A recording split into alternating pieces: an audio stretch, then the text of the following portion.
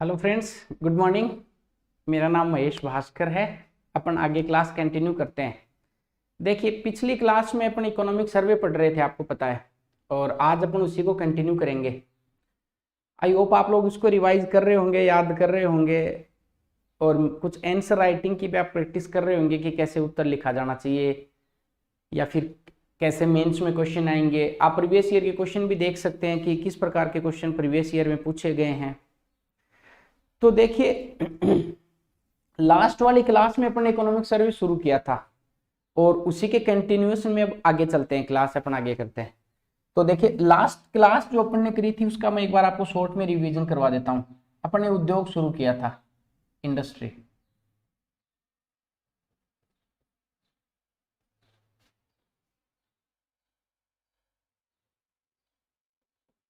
Industries last class में अपने industry शुरू किया था, उद्योग अपन ने पढ़ना शुरू किया था। देखिए, सबसे पहले तो लास्ट क्लास मैंने आपको ये बताया था, इसका क्विक एक स्लाइड बना के रिवीजन कर लेते हैं। उद्योग है वो द्वितीय क्षेत्र में आएगा, द्वितीय क्षेत्र में। अगर आपने वो क्लास नहीं देखी तो एक बार आप पीछे उसको, इस क्लास को स्टॉप करके पीछे वाली क्लास देख लीजिए, ताकि आपके एक बेटर अंडरस्टैंडिंग आ जाए, अदरवाइज आपकी प्रॉब्लम आएगी इस क्लास को समझने में। सबसे पहले मैंने आपको बताया उद्योग द्वितीय श्रेणी में शामिल किए जाते हैं। उसके बाद में आपने डिस्कस किया उद्योगों का योगदान।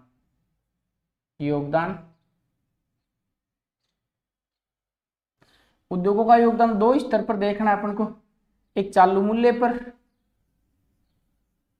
और दूसरा स्थिर मूल्य पर।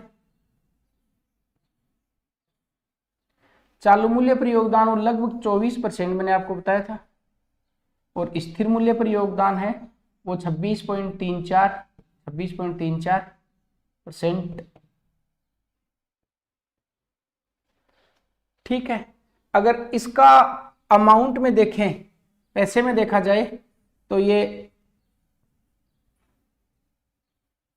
77 लाख करोड़, और ये स्थिर मूल्य पर देखा जाए तो 1.75 लाख करोड़। फिर अपन ने थोड़ी सी बात और करी थी कि चालू मूल्य पर जो सर्वाधिक योगदान है वो विनिर्माण क्षेत्र का है, विनिर्माण का। यहां से आप देख सकते हैं, ये क्वेश्चन एग्जाम में पूछ सकता है कि चालू मूल्य पर सर्वाधिक योगदान किसका है? विनिर्माण का पहले नंबर पर, दूसरे पर किसका है? निर्माण का, निर्माण का। फिर तीसरे पे आप खनन देख सकते हैं, चौथे पर विद्युत। ये इतनी बात करी थी अपन ने। उसके बाद में अपन ने बात करी थी कि ये मापन किस प्रकार से किया जाता है। तो आपको मैंने बताया था कि जो माप किया जाता है ये IIP, index of industrial production, IIP निकालते हैं। इस आईआईपी पर भी आपके क्वेश्चन पूछ सकता है। क्या बताया था आईआईपी के बारे में आपको? अपन ने बात करी थी कि आईआईपी मासिक आधार पर निकाला जाता है, हर महीने निकाला जाता है। किसके द्वारा? सीएसओ द्वारा। कितनी वस्तुएं शामिल की जाती हैं? इसमें जो टोटल वस्तुएं हैं वो 407 वस्तुएं हैं। 407 वस्तुओं का अपने कितना विभाजन किया था? 3 विभाजन किया था। उसमें सर्वाधिक किसकी है? विनिर्माण की। उसके बाद में खनन की। उसके बाद में विद्युत की। विनिर्माण में जो टोटल वस्तुएं 405 हैं, खनन में 1 वस्तु शामिल है और विद्युत में 1 वस्तु शामिल है। याद हो रहा ना? कुछ साथ में याद कीजिए इसको। विनिर्माण का जो योगदान है वो 77.63 बताया शायद आपको। खनन का जो योगदान है वो 1437 है, और विद्युत का जो योगदान है वो 7.99 है। ये अपन ने बात करी। फिर आपको एक कॉन्सेप्ट और बताया मैंने, कोर उद्योग का, कोर इंडस्ट्री का, कोर उद्योग के बारे में। देखिए, पिछली बार आरएस मेंस में क्वेश्चन है कि कोर उद्योगों के बारे में लिखिए, कितने कोर उद्योग है। तो आपको ध्यान रखना कि कोर उद्योगों की जो टोटल संख्या है वो 8 है। 8 कोर उद्योगों की संख्या कितनी है? 8। इसमें कौन कौन से हैं? सबसे पहले आपको याद रखना खनिज तेल, खनिज तेल। दूसरा याद रखना प्राकृतिक गैस। उसके बाद याद रखना कोयला।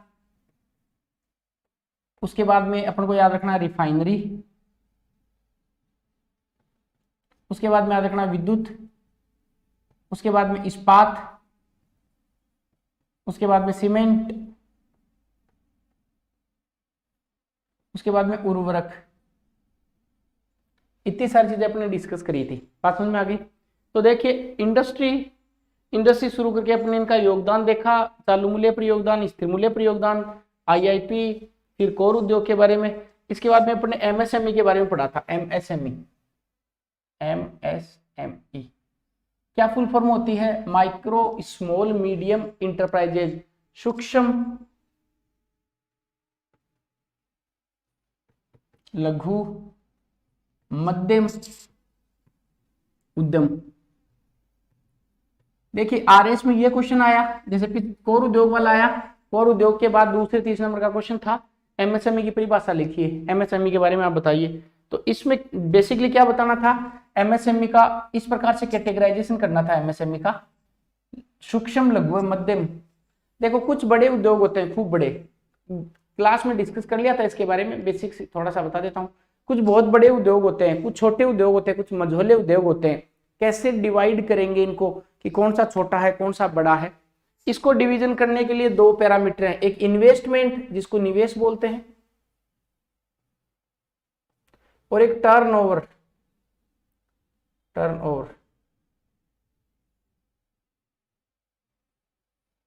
देखिए जो इन्वेस्टमेंट है, इन्वेस्टमेंट सूक्ष्म उद्योग का एक्चुअली कितना होना चाहिए, इसके बारे में कहा गया है कि 1 करोड़ तक, 1 करोड़ तक का अगर इन्वेस्ट है, 1 करोड़ लिख रहा हूं मैं, या जिसका टर्नओवर 5 करोड़ है, वो किस में आएगा? सूक्ष्म उद्योग में। लघु उद्योग में कौन सा आएगा? 10 करोड़, 10 करोड़ तक का तो इन्वेस्ट करना, पैसे लगाना, और टर्नओवर कितना? 50 करोड़। और मध्यम उद्योग में कौन सा आएगा? जिसका इन्वेस्टमेंट 50 करोड़ हो और टर्नओवर 250 करोड़ हो, ये आएगा मध्यम उद्योग में। बात समझ में आ गई क्या? चलिए इतना देखा था अपन ने। इसके बाद अपन ने इसी में बात करी कि मान लो किसी को एमएसएमई उद्योग लगाना हो, कोई एमएसएमई उद्योग लगाना चाहता हो, तो वो कहां पर जाकर अपना पंजीकरण करेगा? यस, आपको मैंने बताया था पंजीकरण के लिए 2 तरीके हैं उसके पास में, 2 पोर्टल है, ये मान सकते हैं। पहला पोर्टल है जिसको अपन बोलते हैं यूएएम पोर्टल, और दूसरे पोर्टल को बोलते हैं यूआरपी पोर्टल। बात समझ में आ गई? पहला पोर्टल कौन सा है? यूएएम पोर्टल, दूसरा यूआरपी पोर्टल। यूएएम पोर्टल का पूरा नाम उद्योग आधार मेमोरेंडम, और ये 18 सितंबर 2015 को बनाया गया। और जो यूआरपी पोर्टल है इसको बोलते हैं उद्यम रजिस्ट्रेशन पोर्टल, उद्यम रजिस्ट्रेशन पोर्टल।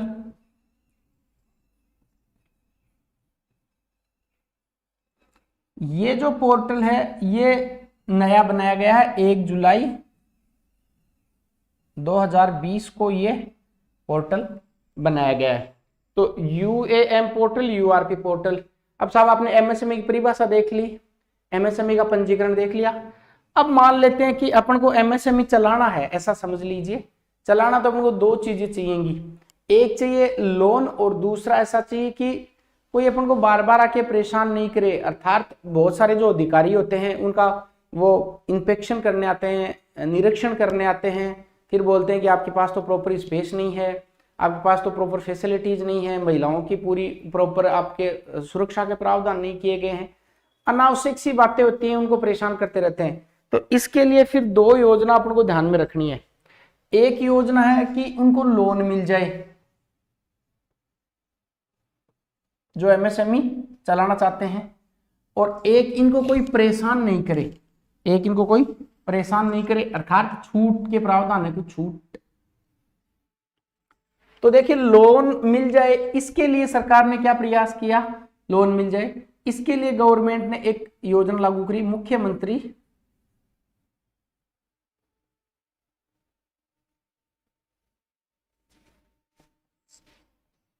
लघु उद्योग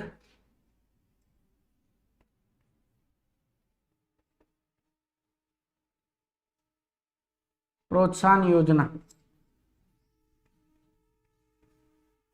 मुख्यमंत्री लघु उद्योग प्रोत्साहन योजना। ये योजना उद्योगों को, जो नए इंडस्ट्री बन रहे हैं उनको लोन देने की योजना है। ये जो योजना 2019 में लॉन्च की गई, 2019 में, और इसमें जो पैसे का प्रावधान है वो 10 करोड़ तक का लोन दिया जाएगा। आपको क्वेश्चन पूछ सकते हैं एग्जाम में।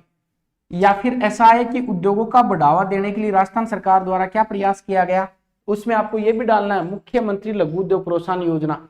दो क्वेश्चन बन सकते हैं। पहला तो यह कि इस योजना को कब लॉन्च किया गया, तो इस योजना को 2019 में, और शायद 13 दिसंबर 2019 में योजना लॉन्च की गई। इस योजना में 10 करोड़ तक का लोन दिया जाएगा। इस 10 करोड़ तक के लोन को 3 भागों में बांटा गया है, इसके 3 डिवीजन किए गए। अपने सारी बातें लास्ट क्लास में कर ली है, बस एक बार रिवीजन हो जाए। 25 लाख तक का लोन, 5 करोड़ तक का लोन और 10 करोड़ तक का लोन।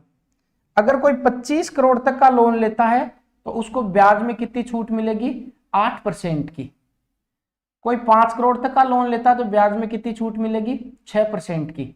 कोई 10 करोड़ तक का लोन लेता है तो 5% की, अर्थात 865 से याद करेंगे आप लोग। इसके लिए ये तो हो गया लोन के लिए। अब उनको कोई परेशान नहीं करे उसके लिए आपको मैंने एक योजना बताई थी, एक नीति बताई थी, MSME facilitation of establishment, facilitation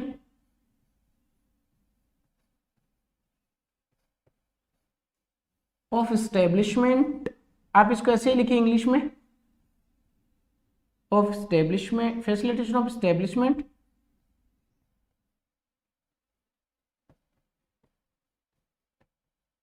and operation.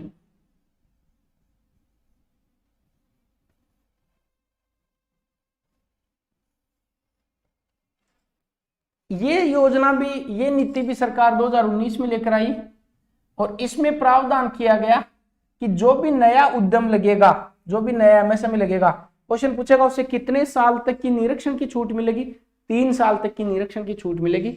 3 साल का छूट का प्रावधान है। अभी बजट में इसे बढ़ाकर कितना कर दिया वो भी आप याद रखेंगे। अभी बजट में इसे 5 वर्ष कर दिया। बात समझ में आ गई। तो 2 चीजें आपको ध्यान रखनी है। यहाँ से पहले MSME की परिभाषा देखिए अपन ने, ये लास्ट क्लास का, ये एक बार आपका रिवीजन हो जाए ताकि दिक्कत नहीं आए। और इसमें बता दिया कि आपको MSME का सबसे पहले रजिस्ट्रेशन कराना पड़ेगा, पंजीकरण कराना पड़ेगा। 2 पोर्टल है, MSME परिभाषा देख ली, लोन के लिए क्या कर दिया गया और इनकी छूट के क्या प्रावधान कर दिए। अब साहब उद्योग चलने लग गया, तो वो क्या करेंगे, निर्यात करेंगे। देखिए वीडियो जो मेंस की एग्जाम है उसमें साफ साफ सिलेबस में लिखा हो राजस्थान से निर्यात सामग्री। RS में तो आता ही है, वीडियो में भी ये ऐसे लिखा हुआ राजस्थान से निर्यात सामग्री। तो अपनी हेडिंग क्या रहेगी, निर्यात, राजस्थान से निर्यात। एक्सपोर्ट कैसे कैसे कितना किया जाता है, निर्यात राजस्थान से किस वस्तु का कितना होता है। बात समझ में आ गई। तो देखिए निर्यात के लिए आपको ध्यान रखना कि सब सर्वाधिक निर्यात वाली वस्तुएं और टोटल अभी लेटेस्ट ईयर 2020-21 में कितना निर्यात किया गया है। बात समझ में आ गई। वापस बोलता हूं, निर्यात में 2 क्वेश्चन बन सकते हैं। मेंस का क्वेश्चन पहले बात कर लेते हैं, मेंस का कैसे क्वेश्चन बनेगा और प्रीलिम्स का कैसे क्वेश्चन बनेगा। देखिए मेंस में क्या पूछेगा, एक क्वेश्चन बन सकता है मेंस में कि राजस्थान से निर्यात होने वाली, क्वेश्चन लिखिए आप, 15 शब्द में आएगा, 15 मार्कर। राजस्थान से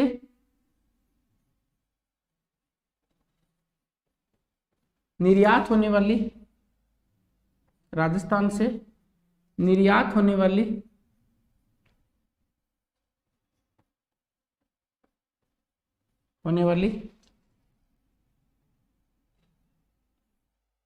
शीर्ष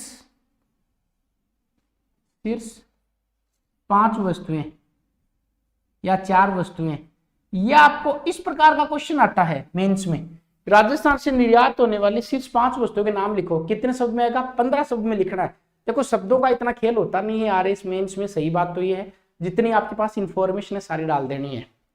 अब इस क्वेश्चन का जवाब देने के लिए कि इस क्वेश्चन का जवाब कैसे हो सकता है, पहले इस जवाब पर बात करते हैं। आप लिखेंगे आंसर इस क्वेश्चन का, ऐसे आंसर लिखेंगे आंसर, और कोई भूमिका नहीं, कुछ नहीं, सीधा ऐसा लिखना है, निर्यात होने वाली 5 वस्तुएं, 5 वस्तुओं का नाम ये क्वेश्चन है। इसमें नंबर 1 लिखना आपको सबसे पहले इंजीनियरिंग,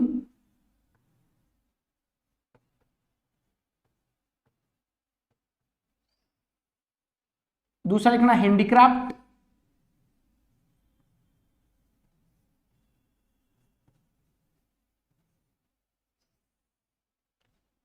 उसके बाद में लिखना टेक्सटाइल,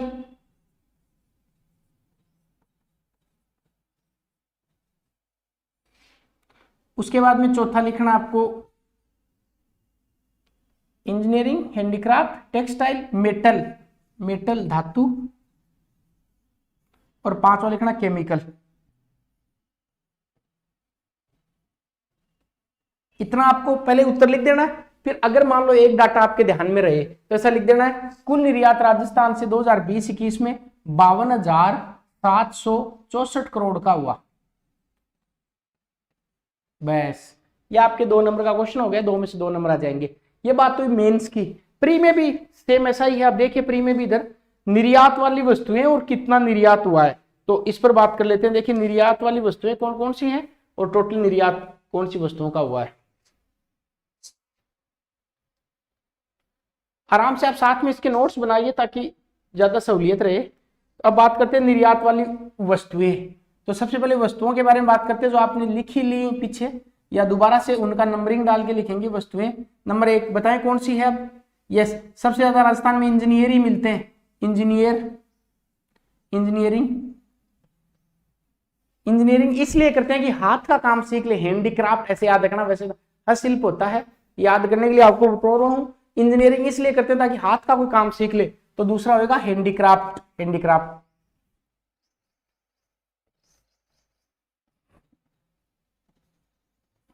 हाथ का काम तो मिलता नहीं है, सुंदर सुंदर कपड़े पहने बेचारे गली में घूमते रहते हैं। तो तीसरा क्या होगा, यस टेक्सटाइल वस्त्र को बोलते हैं टेक्सटाइल। जॉब नहीं मिलेगा तो आदमी दिमाग से थोड़ा सा कुछ हो जाएगा, तो मेटल, और फिर मेंटल हो जाएगा तो केमिकल लेना शुरू कर देगा। तो 5वें पे क्या आएगा, केमिकल। आपको इनको ऐसे ही सीक्वेंस में याद करना है और इनको कॉपी में लिखना है। और अगर प्री में क्वेश्चन आए तो ऐसे आएगा, ए ऑप्शन सर्वाधिक निर्यात होने वाली वस्तुएं, पहले आएगा केमिकल, फिर आएगा हैंडीक्राफ्ट, फिर आएगा मेटल। बी ऑप्शन आएगा इंजीनियरिंग, उसके बाद में हैंडीक्राफ्ट, उसके बाद में टेक्सटाइल, उसके बाद में सी ऑप्शन में आएगा हैंडीक्राफ्ट, इंजीनियरिंग और टेक्सटाइल, और चौथा ऑप्शन आ जाएगा हैंडीक्राफ्ट, मेटल, टेक्सटाइल। इस प्रकार के क्वेश्चन आपको एग्जाम में देखने को मिलेंगे।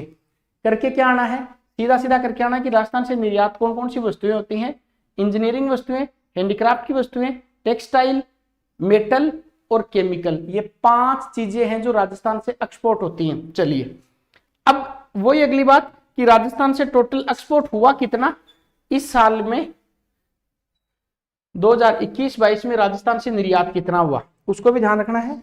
एक संख्या में आपको याद रखना 52,764। देखिए ये पिछली बार 49-50 के आसपास था, तो इसलिए याद रखना कि पिछली वर्ष की तुलना में ज्यादा है। कितना था पिछले वर्ष याद नहीं करना है, बस इतना याद रखना कि लास्ट वर्ष की तुलना में पिछले साल की तुलना में ज्यादा है। पिछले वर्ष की तुलना में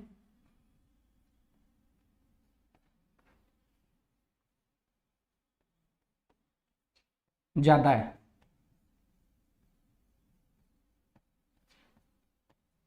आगे क्या बात समझ में, अर्थात पिछले साल जितना अपने निर्यात किया था उससे ये ज्यादा है। बात समझ में आ गई। ये हो गई राजस्थान से निर्यात होने वाली वस्तु, राजस्थान से कौन कौन सी वस्तुओं का निर्यात किया जाता है। अब राजस्थान में निर्यात को बढ़ाने के लिए क्या क्या किया गया, बात यह है।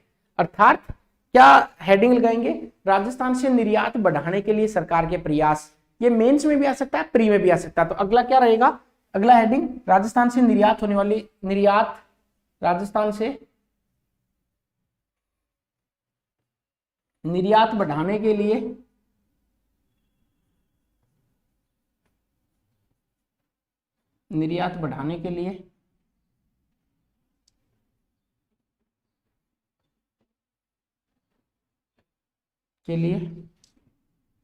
प्रयास।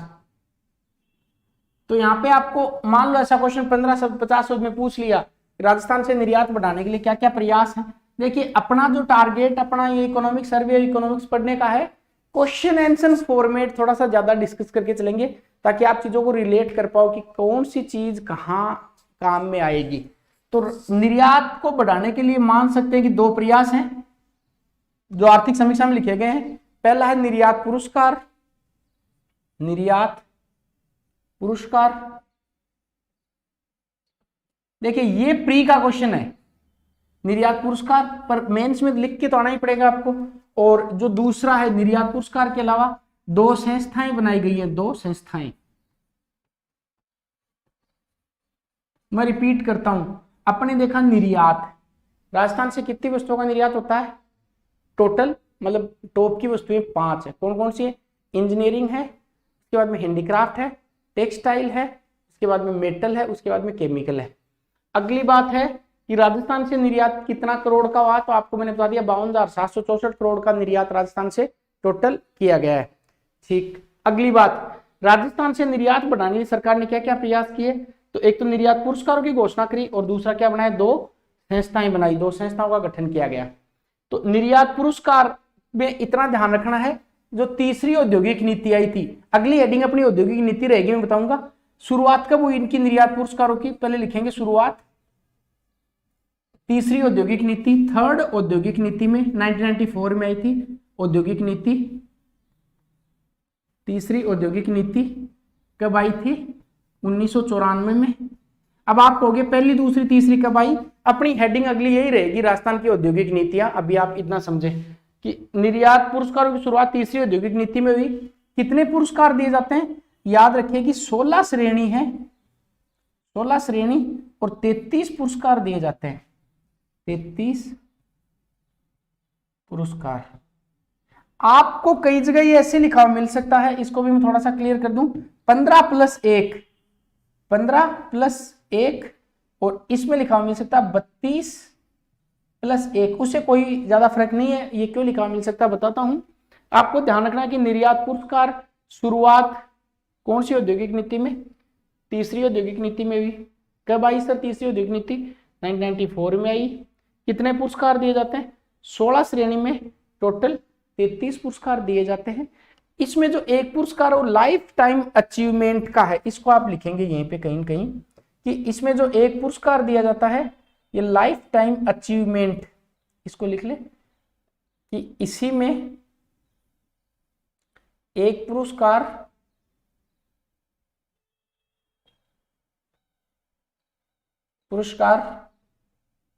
लाइफ टाइम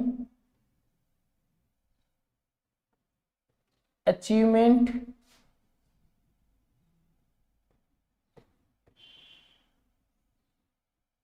एक्सपोर्ट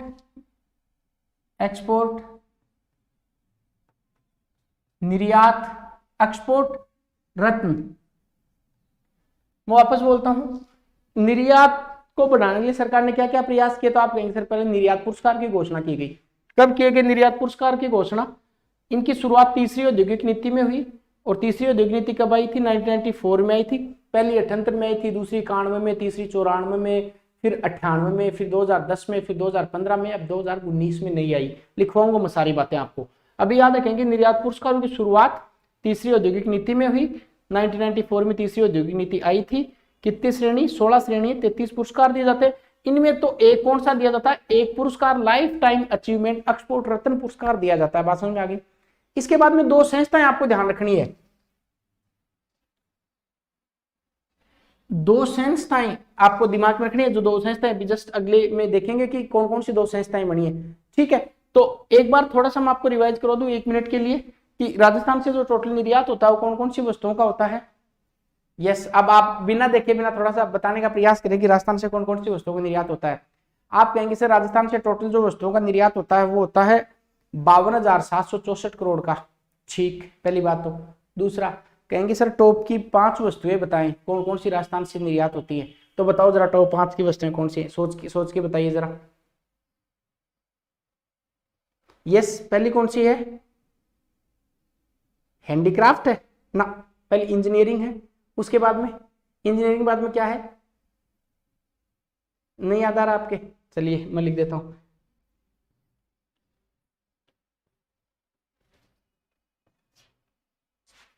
ठीक, उसके बाद में राजस्थान से टोटल जो एक्सपोर्ट हुआ है वो कितना हुआ है? 52,764 करोड़ का हुआ है। पिछली साल की तुलना में ये ज्यादा था या कम था? यस ज्यादा। इसके बाद में आपको मैंने बताया है कि अगर प्री मेंस में क्वेश्चन आए तो इस प्रकार से आपको लिखना है। क्या लिखना है? Engineering, handicraft, textile, metal, chemical, और ये टोटल मिला के कितना करके आना? 52,764 करोड़ का करके आना आपको। ठीक है। उसके बाद में मैंने बताया कि राजस्थान सरकार द्वारा निर्यात बढ़ाने के लिए क्या क्या प्रयास किए गए। राजस्थान सरकार द्वारा निर्यात बढ़ाने के लिए सबसे पहली बात है कि निर्यात पुरस्कारों की शुरुआत की गई। दूसरी, 2 संस्थाएं बनी जो कि अपन चाहे तो यहाँ पे लिख लेंगे, चाहे अपन नेक्स्ट अभी जब पे रिको राज्य को डिस्कस करेंगे तो सारी संस्थाओं की लिस्ट एक साथ बना लेंगे। DPIIC है, department of export and promotion coordination council, थोड़ी सी देर बाद में। निर्यात पुरस्कार की घोषणा शुरुआत कब हुई? तीसरी औद्योगिक नीति में हुई। तीसरी औद्योगिक नीति 1994 में आई थी और 16 श्रेणी में टोटल 33 पुरस्कार दिए जाते हैं। अब मान लो यहां तक का जो क्वेश्चन आया मेंस में आपको लिखना आ जाए, ऐसा क्वेश्चन अपन डिस्कस करते हैं। मेंस में है कि राजस्थान में उद्योगों को बढ़ावा देने के लिए प्रयास, ऐसा क्वेश्चन आ जाए मान लो। और 10 नंबर का क्वेश्चन है, मेंस में लिखना है कि राजस्थान में उद्योगों को बढ़ावा देने के लिए क्या क्या प्रयास किए गए, क्या करेंगे बताओ। देखिए RS मेंस का एक सीक्रेट ये है, रहस्य ये है, आप जितनी सारी डिटेल लिख कर आएंगे, जितनी सारी डिटेल भरकर एग्जामिनर को फैक्चुअल डिटेल देंगे, एग्जामिनर उतना ही प्रभावित होता है। सीधी सी बात तो यही है। तो आप जितना सारा अभी तक अपने उद्योगों में पढ़ा है, जितने सारे पॉइंट, उनको सबको एक साथ क्लब करके लिखिए। जैसे अपन को पहले एग्जामिनर को यह बताना है कुछ नीतियों के बारे में। कौन सी? एक UAM पोर्टल बनाया है, उसके बाद में एक URP पोर्टल बनाया है। दूसरा, राजस्थान मुख्यमंत्री लघु उद्योग प्रोत्साहन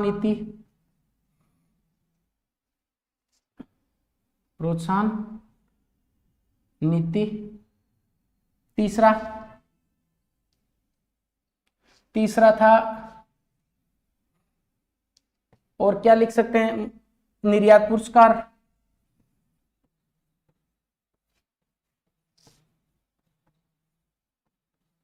और क्या लिख सकते हैं?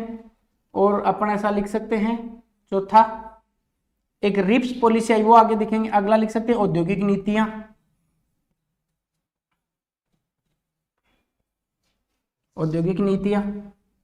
और क्या लिख सकते हैं? और ये लिख सकते हैं 5वें नंबर पर कि सरकार द्वारा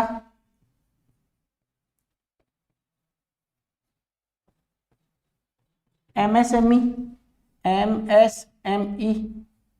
facilitation of establishment and operation की पॉलिसी पढ़ी। देखिए इतना, अभी 5 पॉइंट अपने पास हो गए। ऐसे 10-12 पॉइंट टोटल अपन को कलेक्ट करने। आर्थिक समीक्षा पढ़ने का यही है, और वहां से फिर नेक्स्ट का करना होता है कि हाँ इस प्रकार के प्रयास किए गए। ठीक, इसके बाद में जो सरकार ने जो प्रयास किए हैं वो सबसे पहले अपन ने देख लिया कि उद्योगों का योगदान, उसके बाद में उसके निर्यात पुरस्कार, उसके बाद में सरकार द्वारा बढ़ाने के लिए क्या क्या प्रयास किए गए हैं। अगला जो पॉइंट है वो निवेश को लेकर है। निवेश को देखिए, सबसे पहले उद्योग लगा लिया, उत्पादन शुरू कर दिया, निर्यात कर दिया। अब अपन को चाहिए कि कोई विदेशी आए और वो राजस्थान में क्या करें? निवेश करें, पैसा लगाएं। बात समझ में आ गई? तो निवेश के लिए सरकार ने क्या किया उसके बारे में अपन बात करते हैं। देखिए, निवेश के लिए सरकार ने ऐसा मान सकते हैं कि 3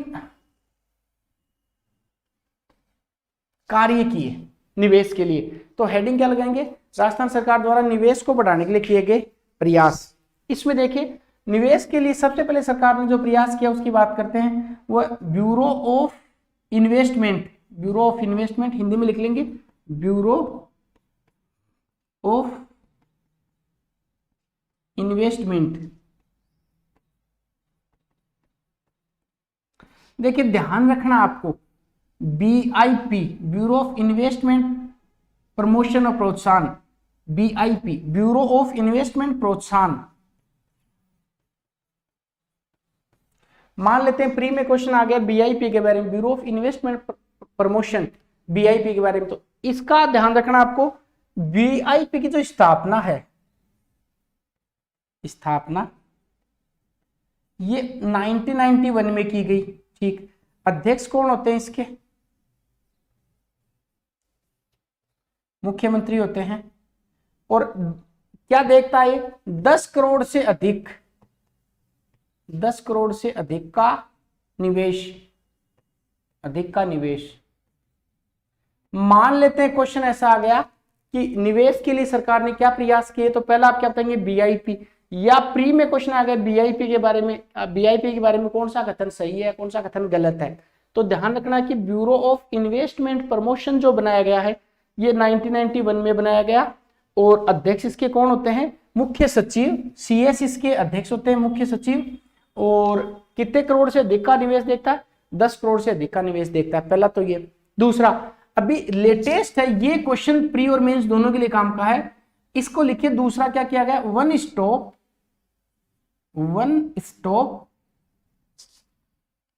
shop system. One stop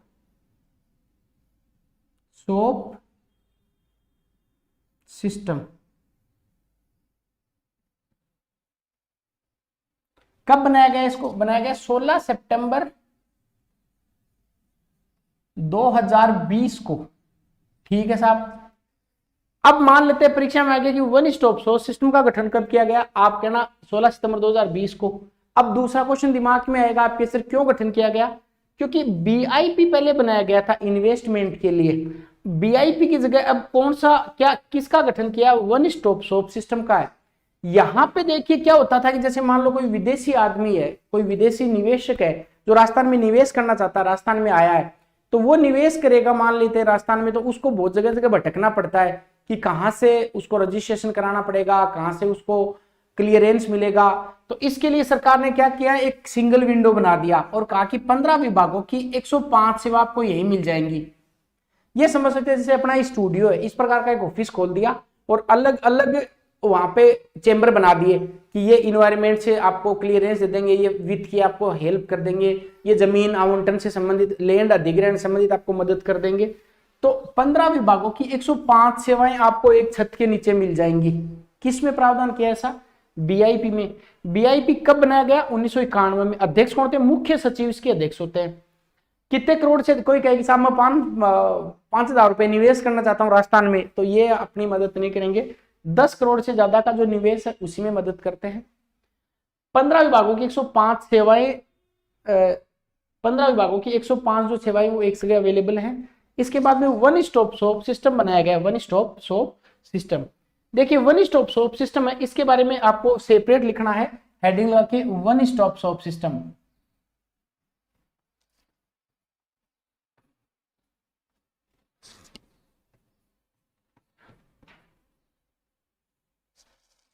one stop shop system. सबसे पहले इसका लिखेंगे गठन। गठन कब किया गया? सबसे पहले क्या लिखेंगे? गठन 16 सितंबर 2020 को। ठीक है। अध्यक्ष कौन होते हैं इसके? तो उसके कौन अध्यक्ष थे? मुख्य सचिव। इसके अध्यक्ष होते हैं खुद मुख्यमंत्री। ठीक है। ये इसमें कितनी सेवाएं हैं? इसमें 14 विभागों की 98 सेवाएं। देखो 14 को 7 से गुणा करते हैं और 98 आते हैं, उसमें 15 की 105 सेवाएं। आप कहोगे सर नया बनाया, कम कर दी सेवा। हाँ कम है, 14 विभागों की 98 प्रकार की सेवाएं यहाँ पे अवेलेबल है। और वो 10 करोड़ से ज्यादा का, 10 करोड़ से ज्यादा का निवेश देखता है। निवेश। अब मान लेते हैं मेंस में ऐसा क्वेश्चन पूछ लिया, प्री में ऐसा क्वेश्चन पूछ लिया, वन स्टॉप शॉप सिस्टम का गठन कब किया गया? तो आप बताएंगे इसका गठन 16 सितंबर 2020 को किया गया। अध्यक्ष कौन होते हैं? अध्यक्ष के मुख्य सचिव होते हैं। कितनी सेवाएं? 14 विभागों की 98 प्रकार की सेवाएं मिलती हैं और 10 करोड़ से ज्यादा के जो निवेश हैं उन निवेश को ये देखता है। बात समझ में आ गई? चलिए अब मान लेते तुलना करवा ले आपसे, एक साइड में लिख दे आपको बीआईपी और दूसरी तुलना आप करवा दे वन स्टॉप शॉप सिस्टम से। कहे कि 15 शब्द में 20 शब्द में उसकी तुलना करके लिखिए। तो इस प्रकार का अगर आंसर आता है, क्वेश्चन आता है एग्जाम में, तो इसका आंसर कैसे लिखेंगे अपन? देखिए यहां पे लिख देंगे बीआईपी और यहां पे लिख देंगे वन स्टॉप शॉप सिस्टम। अभी 10-20 क्वेश्चन का जैसे जैसे अभ्यास करते जाएंगे फिर आपको पता लग जाएगा कि मेंस में किस प्रकार से इनको लिखा जाता है। तो देखिए वन स्टॉप शॉप सिस्टम और बीआईपी। सबसे पहले क्या लिखेंगे, एग्जाम में आप जब भी इस प्रकार का उत्तर दें, देखिए 15 शब्द का अगर क्वेश्चन आएगा तो वहां पे आपको 4 लाइन मिलेंगी, 1 2 3 4। खूब स्पेस होता है, खूब जगह होती है बीच में, 4 लाइन अपन को यहाँ पे मिलती है लिखने के लिए। और मान लेते हैं कोई 50 शब्द का क्वेश्चन पूछा तो वहां पे 1 2 3 4 5 6 7 और 8 लाइन मिलती है। और अगर कोई 100 शब्द का क्वेश्चन अगर पूछा जाता है तो वहां पे 16 लाइन होती है। समझ में आ गया ना, 16 लाइन होती है खूब प्रॉपर। अब किसी को लगता है सर मेरी राइटिंग गंदी है, मेरी अच्छी राइटिंग नहीं, देखो वहां राइटिंग थोड़ी आती भी ठीक है, क्योंकि एक तो पेपर की क्वालिटी जो पेज होता है वो अच्छी होती है, दूसरा प्रॉपर स्पेस देके रखते हैं इनके बीच में फुल। ऐसे अपनी कॉपी में तो इतना ही स्पेस होता है, रजिस्टर में वहां पे इतना बड़ा स्पेस होता है, इतना बड़ा, उसमें आराम से बीच में आप लिख सकते हैं, तो राइटिंग वहां और थोड़ी ठीक आती है। अब 15 शब्द में आया या 50 शब्द में आया तो क्वेश्चन यहाँ पे है, इस प्रकार का फॉर्मेट है और इसमें अपन को लिखना है, प्रॉपर स्पेस है। तो यहाँ पे अपन खुद से एक लाइन ड्रॉ कर लेंगे इस प्रकार की, और क्या लिख लेंगे यहाँ पे, गठन। उसके बाद में लिख लेंगे अध्यक्ष,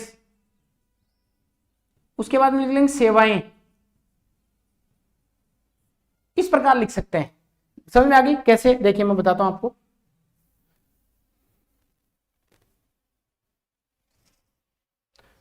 तो अपन ने इसको, इस क्वेश्चन को लिखने के लिए क्या करेंगे, सबसे पहले इस प्रकार को डिवाइड कर लेंगे। यहां पे क्या लिखेंगे, बीआईपी, और इधर वन स्टॉप शॉप सिस्टम। सबसे पहले लिखेंगे गठन। कब हुआ गठन, जरा आप याद करो। गठन बीआईपी का गठन कब किया गया, इसका गठन किया गया 1991 में, ठीक। वन स्टॉप शॉप सिस्टम का गठन कब किया गया था, इसका गठन किया गया 16 सितंबर 2020 में, ठीक। इसके अध्यक्ष कौन होते हैं बताओ, यस, मुख्य सचिव।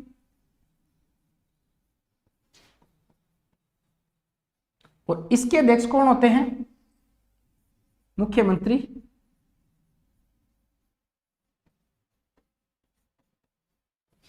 कितने विभाग की सेवाएं आएंगी, सेवाएं, यस, 14 की 98 प्रकार की सेवाएं।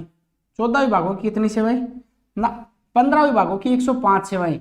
15 विभाग और सेवा कितनी है, सेवाएं 105, 105, 15 विभागों 105 सेवाएं। और इधर कितनी आएंगी बताओ, 14 विभागों की 98 प्रकार की सेवाएं। और लास्ट में नोट लगा के एक लाइन लिखेंगे, दोनों का ही कार्य राजस्थान में निवेश बढ़ाने के लिए किया गया है। बात समझ में आ गई। देखिए तैयारी इस प्रकार करेंगे, प्री के तो फैक्ट अपन को याद हो ही जाए, साथ में मेंस में लिखने का अभ्यास अपन को साथ साथ में करना है, ठीक है। ये राजस्थान में निवेश बढ़ाने के लिए सरकार द्वारा किए गए कुछ प्रोत्साहन है।